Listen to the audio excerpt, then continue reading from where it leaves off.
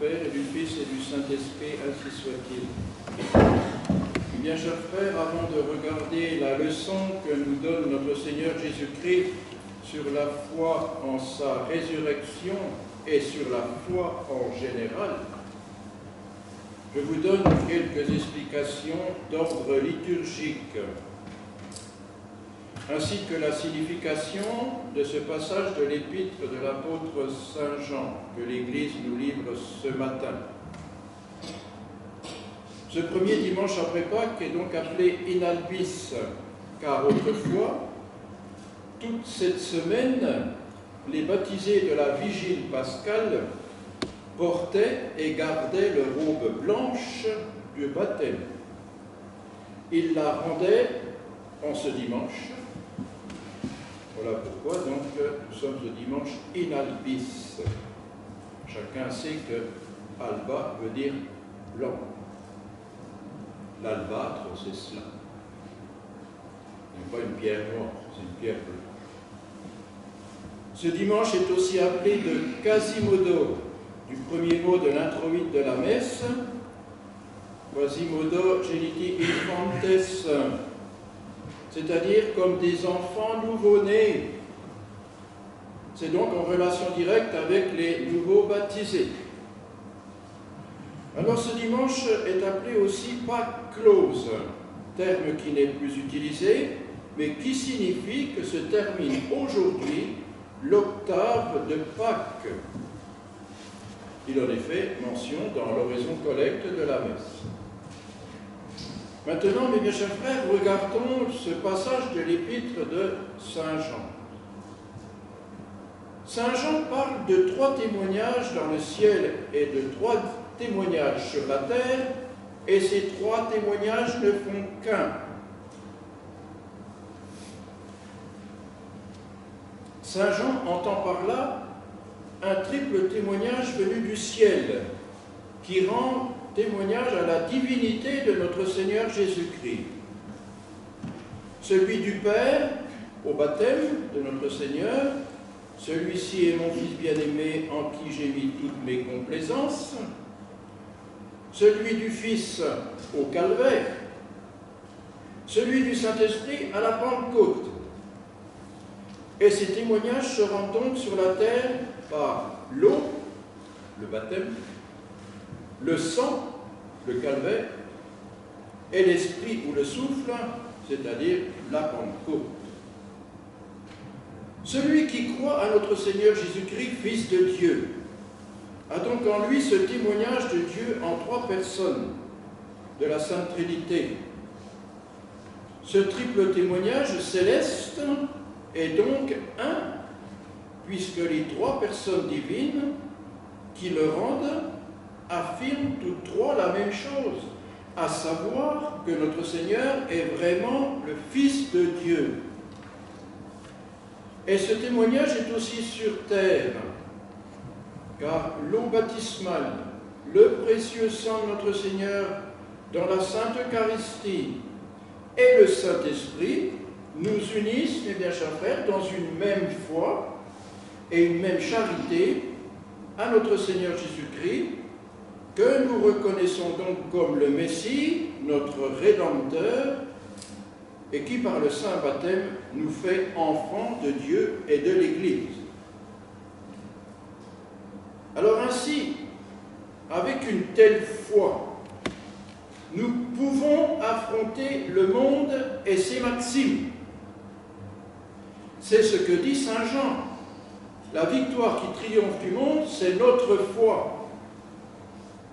Voilà donc, mes bien chers frères, quelques explications sur ce passage de l'épître de Saint Jean, qui à première vue pouvait être quelque peu ardu. Alors cette foi qui nous fait triompher du monde, de l'esprit du monde, regardons-la plus précisément avec l'enseignement même de notre Seigneur Jésus-Christ. Je vous ai dit dimanche dernier, mes bien chers frères, que toute cette semaine, in albis, l'Église nous présentait les différentes apparitions de notre Seigneur ressuscité. Apparition aux apôtres, aux saintes femmes, aux disciples d'Emmaüs, notre Seigneur leur a donné, par des signes sensibles, les preuves de sa résurrection. Ces signes leur furent donnés parce que les cœurs n'étaient pas disposés à accepter facilement la foi en la résurrection. C'est tout l'objet de sa remarque aux disciples d'Emmaüs.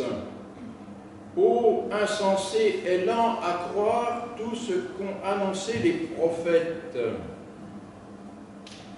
et de leur expliquer alors tout ce qui le concernait, de Moïse jusqu'au dernier des prophètes.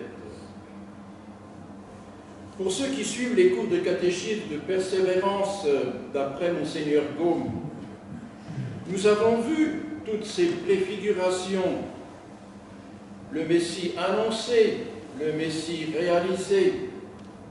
Mais mes bien chers frères, quelle merveilleuse leçon devait être celle de notre Seigneur aux disciples d'Emmaüs, expliquant lui-même comment était annoncée sa passion, le Messie souffrant en Isaïe, et très certainement l'histoire de Jonas, tout simplement pour expliquer le temps entre sa mort et sa résurrection.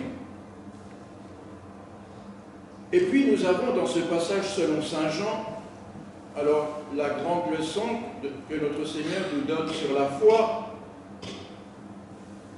car lors de la preuve tangible qu'il donna à saint Thomas, apôtre, notre Seigneur signifie clairement que la foi qui ne requiert pas la nécessité de voir, de toucher, de sentir, même de ressentir quelque chose est plus parfaite.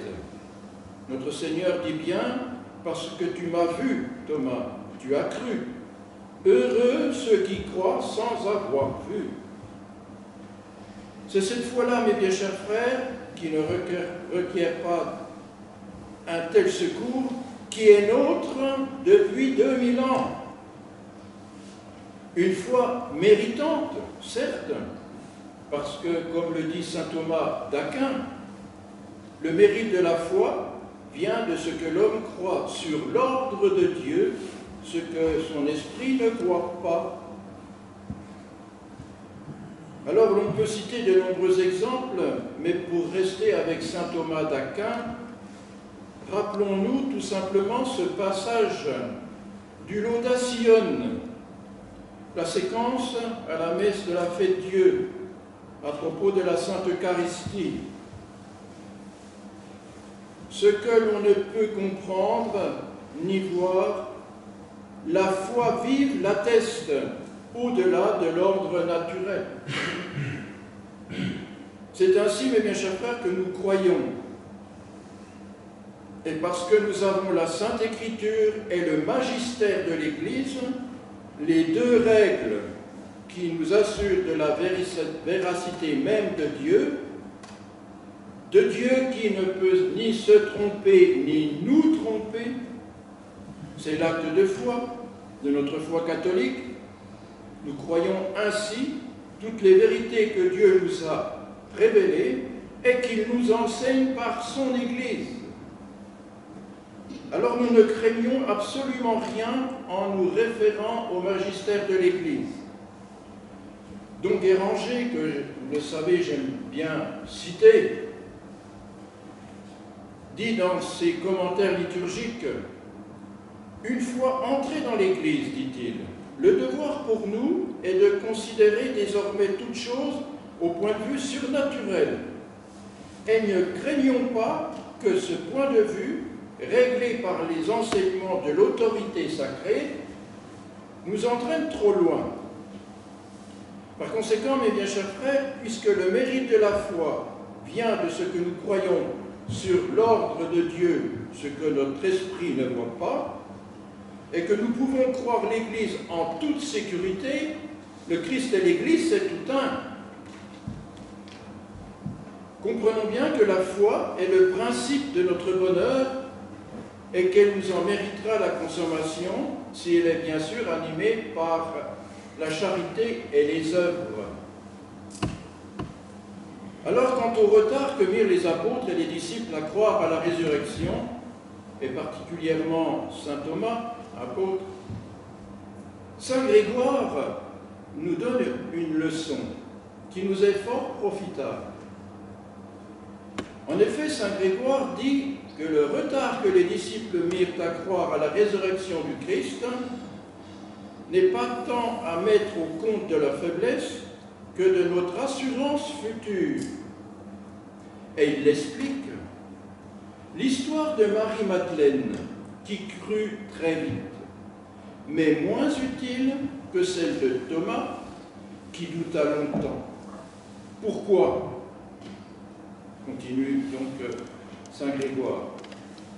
Car cet apôtre, en doutant, toucha la cicatrice du Sauveur et enleva ainsi de notre cœur la plaie du doute.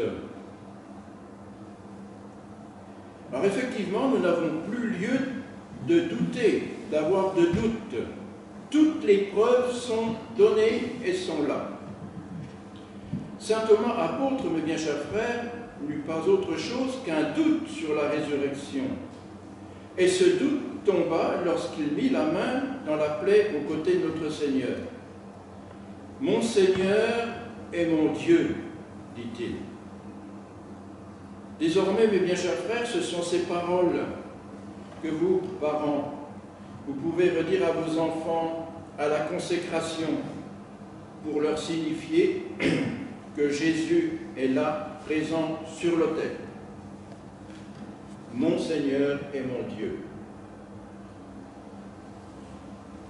Donc, plus de doute, car notre foi catholique repose sur la véracité de Dieu et de son Église. C'est elle qui désormais nous donne un enseignement infaillible dans son magistère extraordinaire comme dans son magistère ordinaire. Vous le savez bien, pour vous avoir donc souvent expliqué cela et avoir deux ouvrages donc, sur le sujet. Elle est infaillible dans son magistère extraordinaire, magistère ordinaire, dans sa liturgie, dans la canonisation des saints, qui nous assure de tout ce qu'il faut croire et faire pour aller au ciel.